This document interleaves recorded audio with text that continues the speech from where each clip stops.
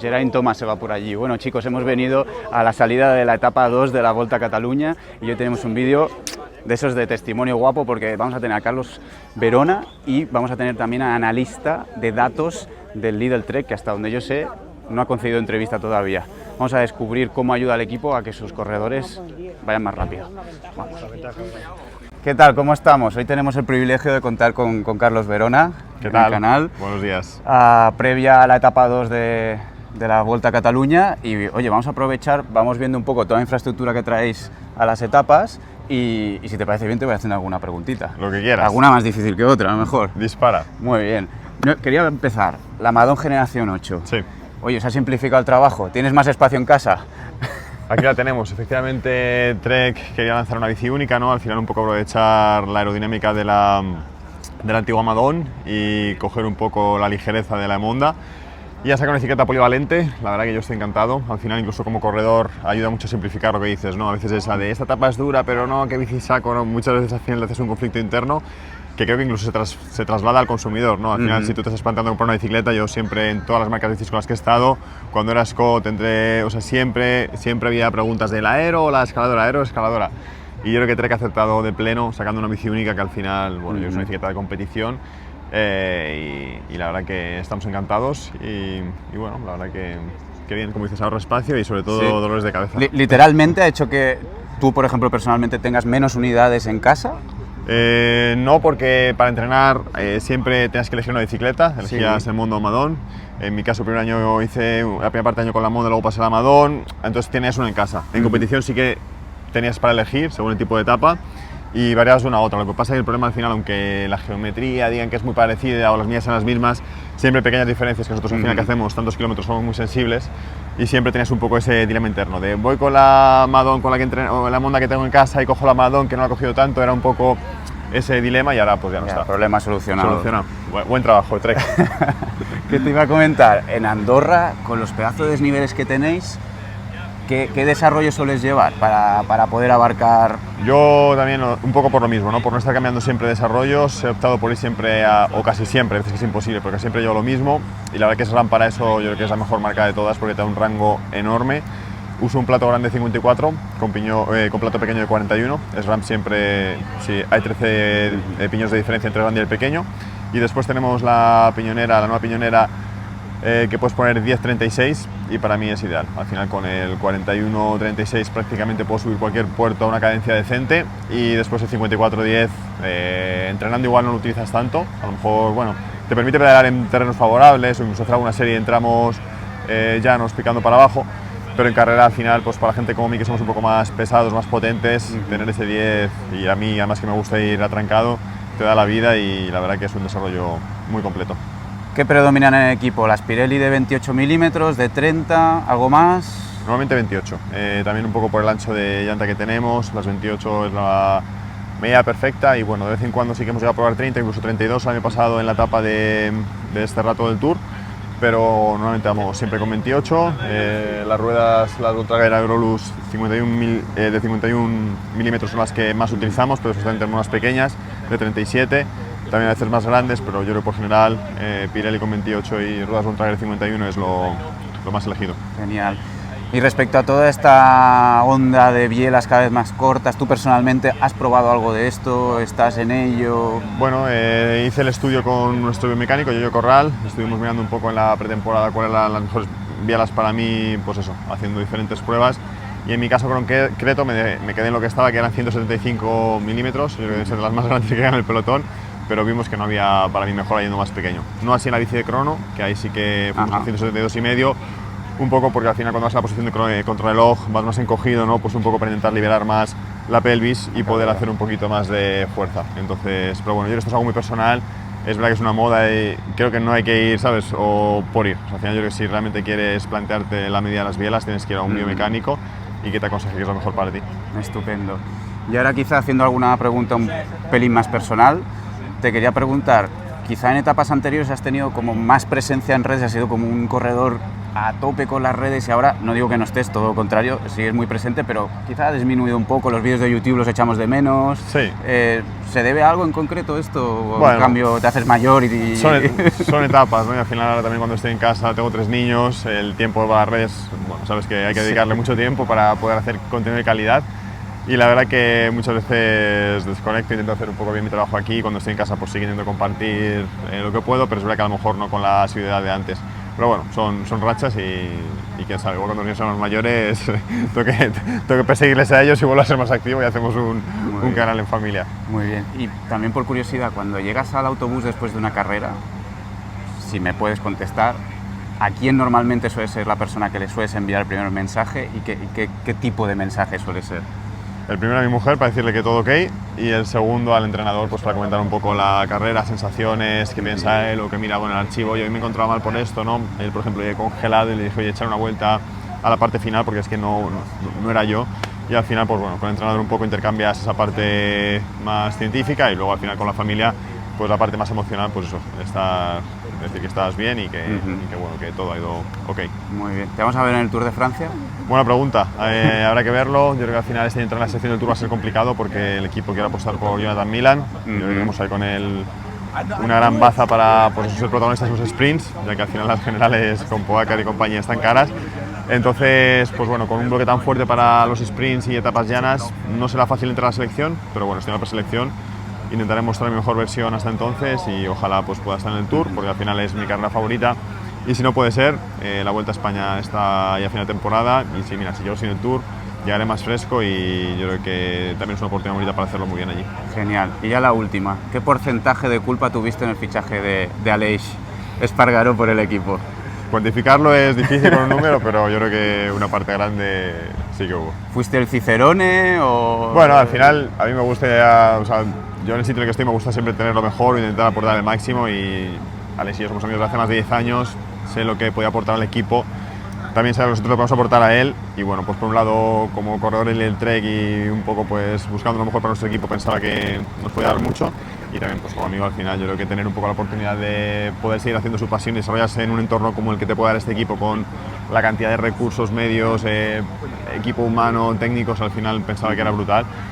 Y bueno, espero que sea un buen win para ambas partes, ¿no? De momento yo creo que se habla mucho del Lidl Trek, se habla mucho del equipo, el ciclismo está llegando a otras fronteras que gracias a él en parte y para mí esto es un poco lo principal y después para él, pues mira, ojalá pueda aprovechar todo lo que tiene aquí y algún día pueda debutar en profesionales, que sé que es su sueño, no es fácil, aún tiene que entrenar mucho, ganarse el puesto, pero bueno, está en ello. Y bueno, pues ojalá al final de esta andadura ambas partes estén satisfechas. Muy bien. Pues oye, Carlos, muchísima suerte. Gracias a ti. Que no llueva tanto hoy, a poder ser. Dedos cruzados, por favor, no más lluvia. Suerte, que vaya muy bien. Nos vemos. Gracias. Chao. Bueno, tenemos otro invitado de lujo aquí, a Javi. Quizá no lo conocéis tanto por la tele. Dame la mano, que si no va a quedar como una cobra, tío. No pasa nada, no te pongas nervioso, que no, la cámara no pasa nada. Javi, analista de datos. Exacto, analista de datos de Lidl Trek, que al final se trata de dar apoyo analítico a todos los departamentos del equipo, porque en un conjunto como Lidl Trek, con 65 corredores entre el equipo masculino, femenino y el de desarrollo, pues se acumulan muchos datos de entrenamiento y fisiología, resultados, y entonces lo que intentamos es coordinar todo e intentar sacar provecho a estos datos. Enseguida le vamos a preguntar más en detalle sobre esta posición concreta dentro del equipo, que además me dices que no todos los equipos la tienen. No. Pero antes, por favor, abre esa puerta y vamos a ver todo lo que tienen ahí dentro. Pues lo que le estaba enseñando Dani es el coche del segundo director deportivo del equipo, Cuéntanos. Que es el que va por delante de cabeza de carrera y lo que hace es marcar en una de las múltiples tablets todos los obstáculos que hay en carrera, luego también informar sobre la meteorología que se encontrarán los corredores y ya te digo, es como un ojo delante de carrera para que tanto directores deportivos como corredores estén al tanto de lo que está por venir. O sea, aquí literalmente vemos fíjate, una, dos, aquella con la señal de tele en directo, 3, 4 y la propia tele del propio coche, son 5 pantallas que hay dentro de este coche. El año pasado yo fui dentro del Decathlon, llevaba 3 y ya me sorprendió, pero esto ya me parece next level. Antes solo se llevaban 2 coches de equipo, ahora hay incluso 3 en carrera y entonces hay uno especializado en eso, en informar a los demás de lo que se encontrarán por delante. Y fíjate la cantidad de geles que hay ahí apoyados, por si acaso, bueno, porque van suministrando constantemente a sí, porque los corredores. Hoy en día paradas, es decir, bajan poco al coche, entonces es todo lo que se pueda dar en un momento mejor y ya te digo, como bien sabrás, cada vez se come más y van bien cargados los coches. Muy bien, bueno, vente por aquí, que veo que están maniobrando, vamos a dejarlos tranquilos.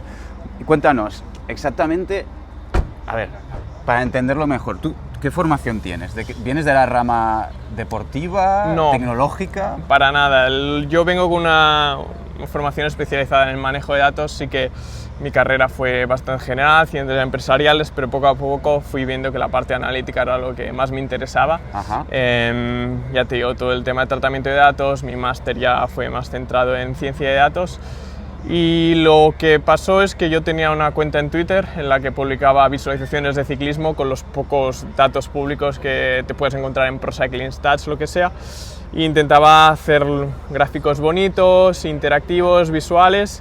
Y al parecer el general manager del equipo los utilizaba para reuniones internas y llegó el momento con la entrada de Lidl como nuevo sponsor que tenía la oportunidad de abrir un departamento de análisis de datos y me contactaron para liderarlo. Ya te digo, me llegó en un momento que no me lo esperaba porque yo tenía ya mi trabajo y demás, pero obviamente poder combinar mi formación con mi pasión por el ciclismo, porque al final yo también soy un ciclista recreativo, pues fue todo un sueño. Y eso fue finales de 2023, entonces esta ya es mi segunda temporada completa. Genial. Entonces, para que nosotros podamos entender mejor tu función, entiendo que están los corredores por un lado, que son los generadores de datos, sí, y por otro lado están todos aquellos que tienen que interpretar los datos, los entrenadores, los nutricionistas, exacto. No sé si los managers deportivos, y tú estás en medio. Exacto, todos los departamentos generan algún tipo de datos y manejan algún tipo de datos. Los entrenadores saben mucho de fisiología, no son especialistas en el tratamiento, pero obviamente todo el tema de entrenamiento, carga de trabajo y demás, lo tienen controlado. Y entonces yo lo que aporto es un rol especializado en el manejo de datos para hacer, es decir, juntar las dos formaciones e intentar sacar el máximo provecho. He hablando de entrenadores, pero lo mismo sería con nutricionistas o con directores deportivos. Es decir, se está viendo que se están generando tantos datos en este deporte que hay que sacar provecho a ellos. Es algo que empezó primeramente en otros deportes como el béisbol o el básquet, fútbol fue después y en el ciclismo poco a poco. Como tú has dicho, no soy consciente que todo equipo tenga un rol así, pero seguro que poco a poco se irá incorporando. ¿Y esto de alguna manera va a hacer que los ciclistas, que ya de por sí en muchos sentidos son como una máquina, vayan todavía más en esa dirección? Al final mi impacto al ciclista no es directo, es indirecto a través de los entrenadores y directores deportivos.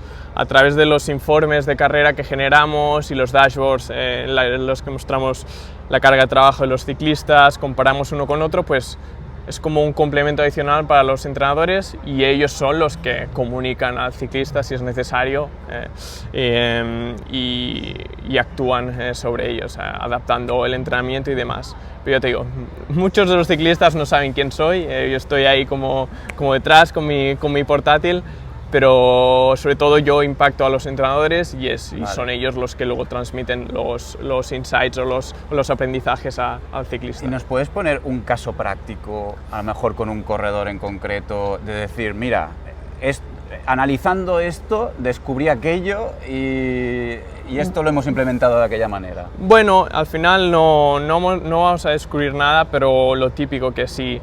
Por ejemplo, Training Peaks está diseñado para analizar un corredor desde el punto de vista de un entrenador, pero un equipo de ciclistas es un cliente especial porque nosotros tenemos muchos corredores y a veces no es fácil analizar un equipo porque tienes que ir primero a un corredor, luego a otro, y entonces lo que nosotros hacemos es agregar los datos de todos los ciclistas y entonces podemos compararles.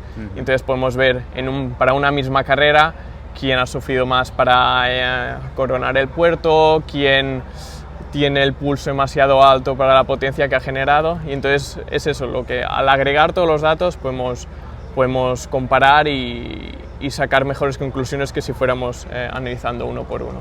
Y eso, por ejemplo, puede influir en una hipotética selección para el Tour de Francia, para el roster que van a llevar, ¿no? Exacto, sí, podemos analizar carga de trabajo, todo lo complementamos con resultados.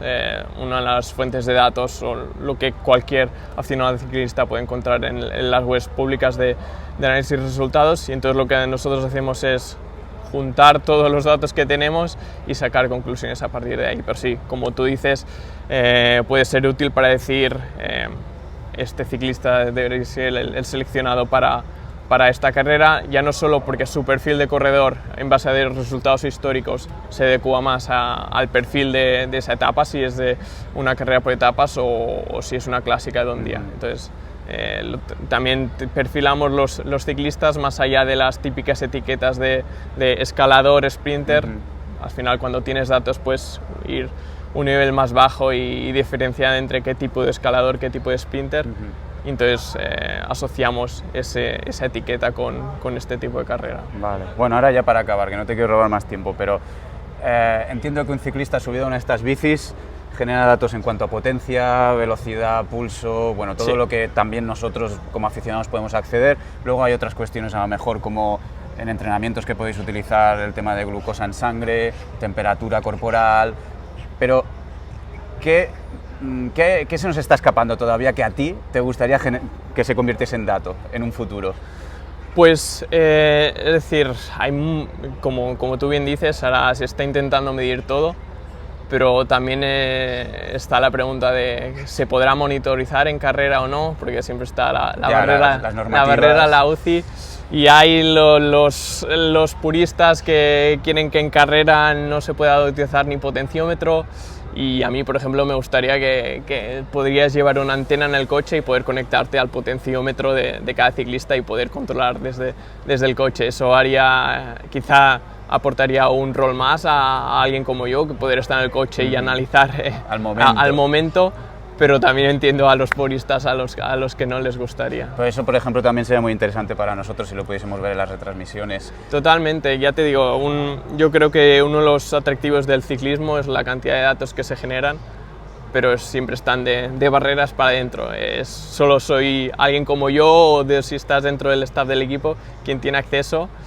Y sabiendo el potencial de los datos que hay, obviamente entiendo la privacidad y que hay un gran componente de secretismo, pero hay partes que si los mostraras al público, ya sea directamente a través de la retransmisión o con informes posteriores a carrera, ayudarías a atraer a más audiencia al deporte. Sin duda. Sí, muy bien, pues muchas gracias por tu tiempo, tú. Un placer. Muy interesante. Hasta la próxima. Nos vemos. Bueno, ya veis, esto es el ciclismo en estado puro, que lo chulo que tiene este deporte es que vienes a una salida como esta y es que literalmente los corredores, los ídolos, los que ves en la tele cada día, te pasan por al lado, puedes hablar con ellos, pedirles fotos. Esto no pasa en todos los deportes. Ojalá se mantenga por muchos años en el ciclismo.